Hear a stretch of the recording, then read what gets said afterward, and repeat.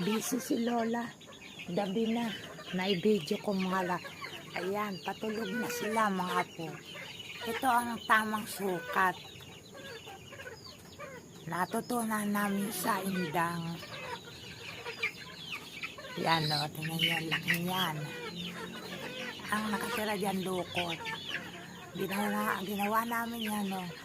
10/26/2025. Yan ang pinakatama sa lahat ng sukat. Ano.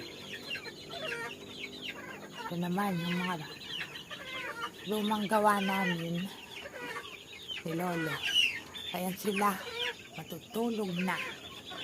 Ang aking mga alaga ngayon hanggang doon sa dulo. Ayan sila. Ito gising na gising pa oh. Pero papasok na silang lahat. Ayan. Ito namatay. Ayan o, tutulog na sila. Ayan na.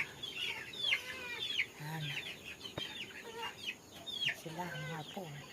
Tapos ang daming manok dito sa ilalim nila. Ayan, mga manok. Mga manok. Ayan, o, kaingay. Ayan. Ayan o, nagpapasukan na sila mga po. Ano na, alas 5 pasado na mga po. Nalimutan nila lang mag-video. Ngayon ko lang ulit sila na ipakita sa inyo. Awa at tulong ng Diyos, marami na sila mga po. Ano, ito, papatungan na rin namin, gagawa na rin lagyan sa summer. Baka makakapag-split na si Lola. Panibago na naman yan. Yan sila.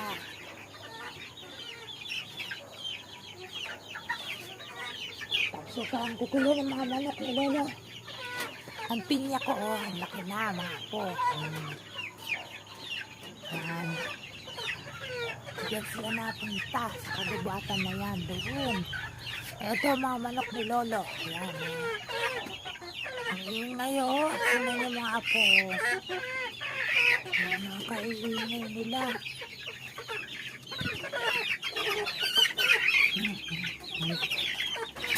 Dito sila oh. Daming manok.